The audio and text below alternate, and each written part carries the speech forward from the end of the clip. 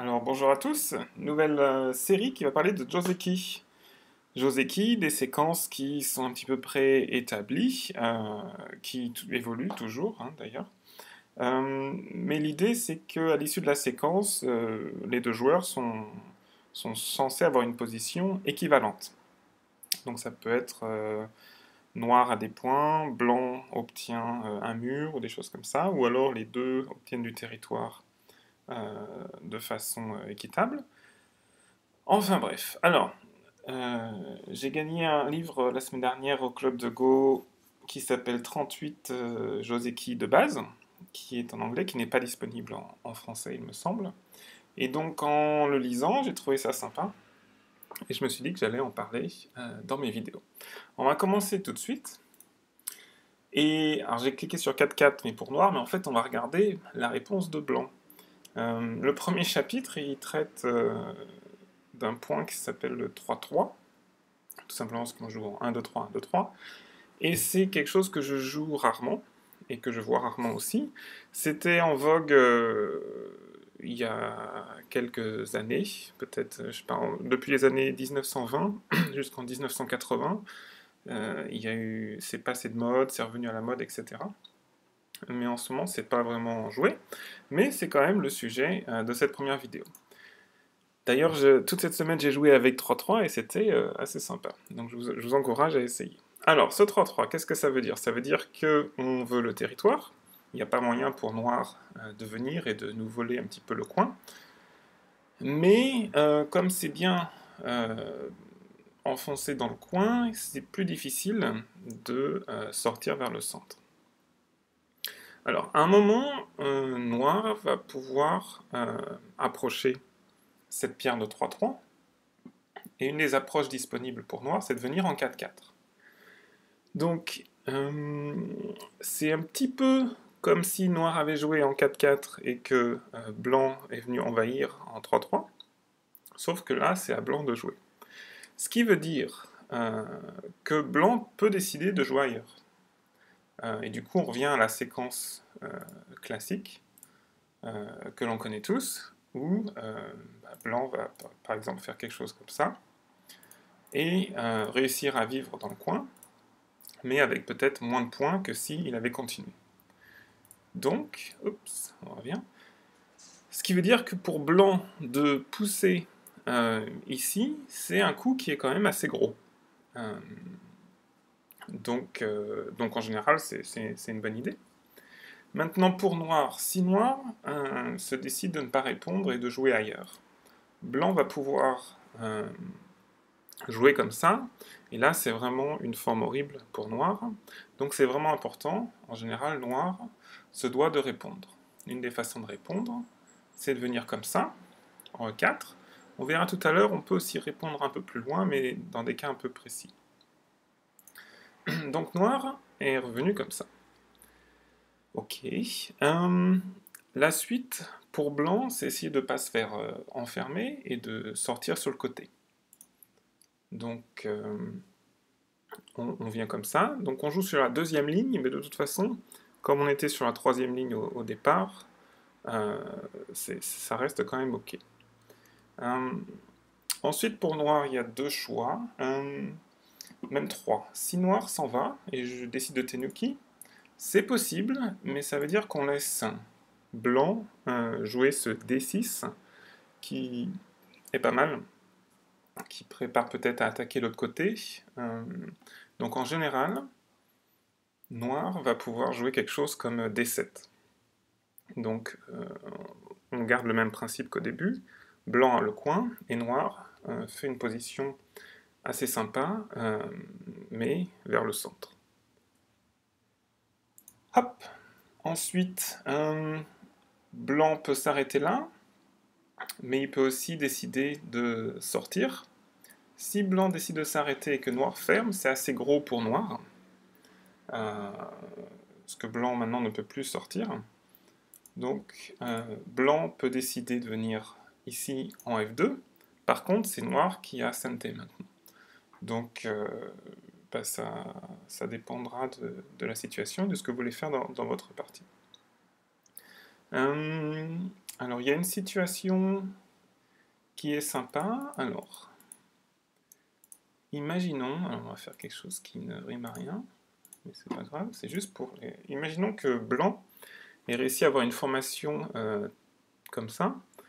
C'est un exemple où noir, ce serait une bonne idée peut-être de venir ici en D4. Si on suit le Joseki dont on a parlé, noir est pas mal. Blanc va peut-être pouvoir essayer d'attaquer ces pierres-là, mais blanc ne va pas vraiment faire de territoire dans cette zone-là.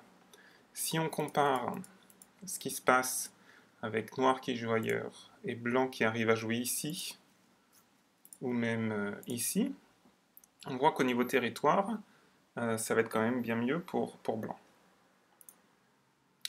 Donc c'était le petit aparté.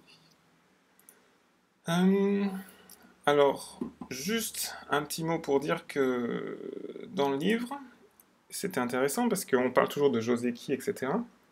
Mais il était dans cette situation-là, peut-être que suivre le Joseki, c'est pas ce qu'il y a de mieux à faire pour blanc. Un exemple, on pourrait simplement pousser. Alors je sais qu'on pousse par derrière et qu'en général c'est une mauvaise idée, mais c'est la séquence qui est donnée dans le livre. Noir vient ici pour peut-être essayer de venir attaquer cette pierre-là, mais blanc n'est pas mécontent du territoire qu'il a fait, et ça va être à noir de travailler dur pour que ce mur lui rapporte autant que ce que blanc a gagné dans le coin. Donc des fois, c'est pas parce qu'il y a un coup qui est Joseki qu'il faut obligatoirement jouer la même chose. Ça dépend un petit peu de toutes les pierres qu'on a autour. Bon, alors pour ce coup-là, je pense qu'on a dit pas mal. Il y a une petite variation. On va revenir. Je veux quelque chose d'un petit peu plus normal. Hop, hop. Donc si on revient comme ça, on peut aussi jouer l'angle directement comme ça. Du coup, on aurait noir qui va sauter. C'est un petit peu le coup standard. Si blanc continue, on a un coup sympa ici, en F7. Ce qui fait que noir, maintenant, si blanc décide de sortir de ce côté-là, on peut bloquer. Si blanc décide de ne pas se faire bloquer, de continuer, il va sans doute pouvoir bloquer de ce côté-là. Donc d'une façon ou de l'autre, noir va réussir à avoir un des deux côtés. Donc c'était une petite variation. Le livre ne parle pas beaucoup plus, mais c'est vrai que si ça arrive, c'est intéressant de voir qu'on peut avoir un côté ou de l'autre. Voilà, donc là, juste pour finir, on va voir une partie de pro où on a une petite variation différente. Donc là, on a blanc qui vient de jouer en K3. Donc noir va sortir, blanc continue. Et c'est là que noir va décider de venir approcher le coin en bas à droite avec Q4. Donc blanc va pousser. Et là, le problème, c'est que si simplement on joue comme ça, blanc va pouvoir sauter, et ça va être difficile pour noir de faire quelque chose d'intéressant avec ces deux pierres. C'est un petit peu lourd, il n'y a pas grand-chose, et il y a d'autres pierres blanches sur le côté. Donc là, ça peut être une bonne idée pour noir de jouer une variation un petit peu différente, où on va sauter comme ça. Donc là, le livre parle de deux variations, en P4 et en Q5, mais on va juste parler de celle en Q5, où blanc va venir comme ça entre les deux pierres noires. Noir bloque, blanc protège, et noir va préférer de défendre le point de coupe vers le centre. Donc là, ce qui est intéressant, c'est que si vous regardez un dictionnaire de Joseki, il va vous dire qu'il faut jouer maintenant en O3. C'est le coup normal. Le problème avec ça dans cette situation-là, et encore une fois, c'est pour ça qu'il faut prendre les Joseki avec des pincettes, c'est que si noir descend de ce côté-là, ça commence à être beaucoup trop grand sur la droite, donc il faut que blanc vienne envahir. Le meilleur point pour envahir, c'est probablement Q12, puisque si on s'approche trop, on est trop près du mur et de la force de noir. Donc on va jouer un petit peu plus loin,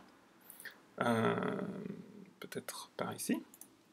Si noir répond là, on a une situation qui est un petit peu difficile pour blanc, parce qu'on a ces deux pierres-là qui sont entourées par deux zones où noir est quand même assez fort. Donc, on revient, et au lieu de jouer le coup qui est supposé être Joseki, on va décider que le côté droit du Goban est important, et on va sortir en R7.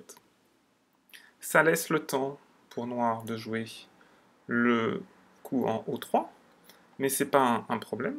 On va venir ici pour séparer les groupes noirs. Noir va venir renforcer son point, et on a une situation qui est quand même beaucoup plus simple. Pour blanc, la zone noire est ouverte, il y a beaucoup moins de problèmes que dans la situation précédente. Donc voilà, c'était un petit peu pour ce point en 3-3 et l'approche en 4-4. En général, les techniques dont on a parlé aujourd'hui, elles sont aussi applicables quand il y a une pierre sur la ligne en troisième ligne et qu'on arrive et qu'on fait un coup à l'épaule. On peut avoir ce genre de séquence, même où noir peut sauter aussi de temps en temps. Donc même si on ne joue pas en 3-3 en ouverture, ça reste un type de coup qui est utile à connaître. Bon, et ben voilà, c'est tout pour aujourd'hui, et puis à la prochaine fois. Ciao, ciao!